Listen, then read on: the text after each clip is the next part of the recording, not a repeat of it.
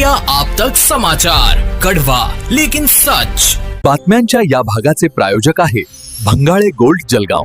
सोनं खरेदीसाठी विश्वासाचं एकमेव नाव भंगाळे गोल्ड। नमस्कार, मैं हूं आनंद शर्मा और आप देख रहे हैं इंडिया आप तक न्यूज, कड़वा लेकिन सच। दोस्तों, MIDC एक ऐसा इलाका जहां फैक्ट्रियां चलती है, मशीनें चलती है और कभी कभी फाइलें भी चुपचाप चलने लगती है। अप्रैल 2024 W25 सेक्टर में एक यूनिट बॉयलर ब्लास्ट हो गया, आग लग गई। शुरुआत में 2 मौतें हुई, बाद में आंकड़ा 6 तक पहुंच गया। 22 से ज्यादा घायल हुए। आग बुझाने में 6 घंटे से ज्यादा का समय लगा था। बहुत सारी दमकलें आई थी। जिलाधिकारी थे उस वक्त आयुष प्रसाद। फैसले लेने की उनकी रफ्तार को देखकर बातें होती रहती थी, बहुत तेज। सूत्र बताते हैं कि उनकी कुछ हरकतों की वजह से उन्हें अति जलद भी कहकर बुलाया जाता था और कुछ लोग उन्हें चमको कहकर भी बुलाया करते थे। बताया जाता है कि जब मौर्या इंडस्ट्रीज में आग लगी तो वह भी पहुंचे और वहां फोटोग्राफी में लग गए, जिसके बाद आलोचनाएं भी हुई थी। फोटोग्राफी, वीडियो मीडिया में छप गए थे। सूत्रों के मुताबिक फिर अति जलद कलेक्टर ने MIDC के अधिकारी सुधाकर गांधिले को अपने दफ्तर पर बुलाया और रिपोर्ट मांगी। रिपोर्ट तैयार हुई।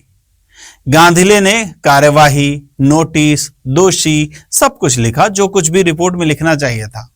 और रिपोर्ट तो पहले ही वरिष्ठों के पास पहुंच भी चुकी थी, लेकिन रिपोर्ट में वो चमक नहीं थी जो चमको कहलाने वाले साहब को चाहिए थी, या शायद उसमें वो बातें नहीं थी जो ऊपर चाहिए थी।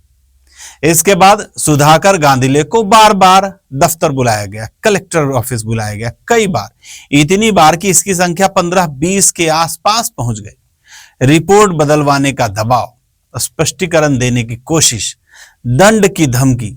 बताया जाता है कि आयुष प्रसाद जी अक्सर डराने के लिए दंड की बातें भी किया करते थे, क्योंकि वो दंडाधिकारी थे। नतीजा, 1 आग और 2 रिपोर्ट्स, एक असली और एक संशोधित, जो कि आयुष प्रसाद जी को चाहिए थी, ऐसा सूत्र बताते हैं। और बीच में फंसा कौन? फंस गए सुधाकर गांधिले, जिन पर अब विभागीय जांच चल रही है। सूत्रों के मुताबिक मजेदार बात तो यह है कि आयुष प्रसाद जी को जैसी रिपोर्ट चाहिए थी वैसी रिपोर्ट देने के बाद भी महोदय ने MIDC के गांधिले पर कार्रवाई के तोशेरे, यानी उसके अंदर ये लिख दिया कि गलती जो है वो गांधिले की हो और इस पर कार्रवाई होनी चाहिए। अब सुनिए नया मोड़। सुधाकर गांधिले ने खुद जिलाधिकारी से शिकायत की कि उनके दफ्तर से गोपनीय दस्तावेज चोरी हो रहे हैं, क्योंकि कुछ तथाकथित RTI कार्यकर्ताओं के पास ऐसे कागज पहुंच रहे हैं जो सरकारी दफ्तर से बाहर नहीं जा सकते हैं, गोपनीय हैं, लेकिन फिर भी बाहर है। सोचिए, एक तरफ अधिकारी पर आरोप की लापरवाही हुई है, दूसरी तरफ वही अधिकारी कह रहा है कि मेरे दफ्तर से गोपनीय फाइलें चोरी हो रही है और वो फाइलें कुछ खास लोगों तक पहुंच रही है, RTI के नाम पर या शायद RTI के पहले ही। सूत्र बताते हैं कि ऐसा तो MIDC विभाग का कोई कर्मचारी ही कर सकता है, जिसकी बदौलत ये सारे दस्तावेज बाहर जा रहे हैं। फिर क्या हुआ? अब आंदोलन, FIR, भूख हड़ताल, कई बार प्रेस कॉन्फ्रेंस भी। आरोप लगे कि गांधिले भ्रष्टाचारी हैं, फ्रॉड हैं, सरकार के विरोधी हैं। लेकिन एक बात समझ में नहीं आती कि यह सब कुछ बोल कौन रहा है? विभाग?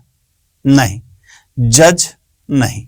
अभी तो जांच चल रही है, फिर फैसले के लिए इतनी जल्दी किसको है और क्यों है? एक अधिकारी जिसे ज्यादा जिम्मेदारियां दी गई, अपने दफ्तर से जानकारी लीक हो रही है, ऊपर से दबाव डाल रहा जा रहा है और ऊपर से दबाव बना हुआ है, नीचे से आंदोलन चल रहा है, क्या क्या देखेंगे? और बीच में कौन फंस रहा है? जांच का सब सामना कर रहे हैं। जो लोग जांच का सामना कर रहे हैं वही लोग फंसे हुए भी हैं।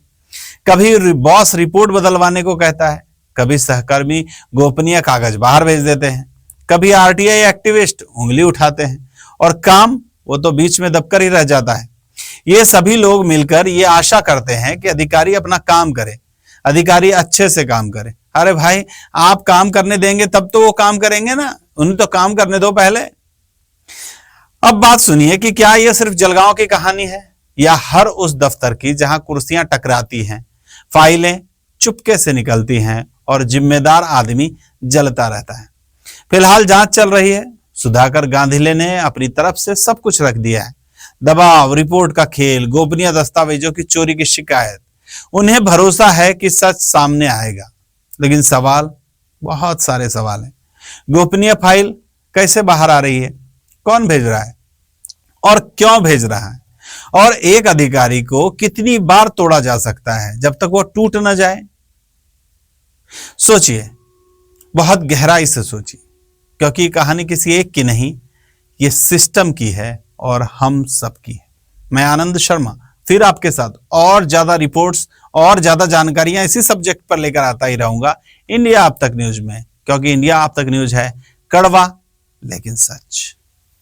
जय हिंद। विश्वास सदियों का, विरासत अपनों की, हर पीढ़ी जिसे पहचाने, वो चमक रतनलाल सिवाफना ज्वेलर्स की।